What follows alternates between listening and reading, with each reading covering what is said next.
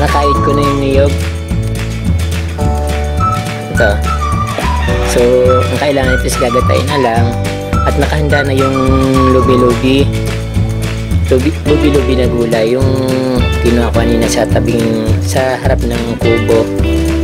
Ayan. Yung ginugulay namin dito is inano lang siya, iniiwan ng pinong-pino. Hindi naman siya ganun kapino. Tapos, nasa sayo na lang kung sasaban mo ng tinapa or piritong isda. Basically, yung ginagawa lang namin kasi is gata, tapos nilagyan namin yung bawang, tapos sibuyas, tapos papakulin lang namin yung gata, saka ilalagay yung lubi-lubi. So, papakita sa inyo mamaya kung paano namin siya niluluto. For the meantime, gagatayin ko muna yung kinayod na niyog. See you guys!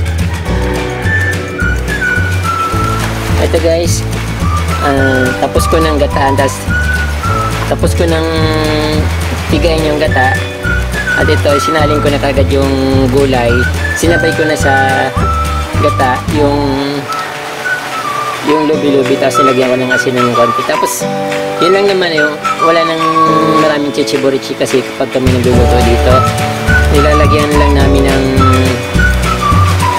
asin, bitchin, yun lang. Tapos na.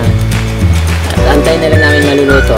Depende na lang sa inyo o depende na lang sa paggawanan kung gusto namin lagyan ng mga sahog-sahog katulad ng tinapa or kebe. Ganun lang kasimple yung buhay namin na pagluluto dito.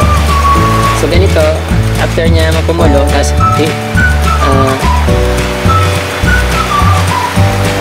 haluin, dan antay na lang maluto. Ganun lang guys.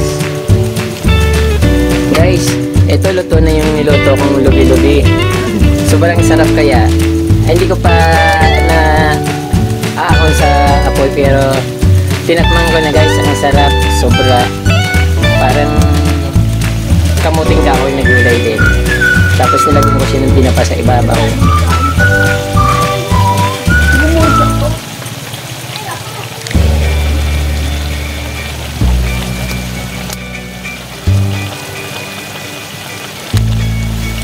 Wow, umahapoy pa talaga.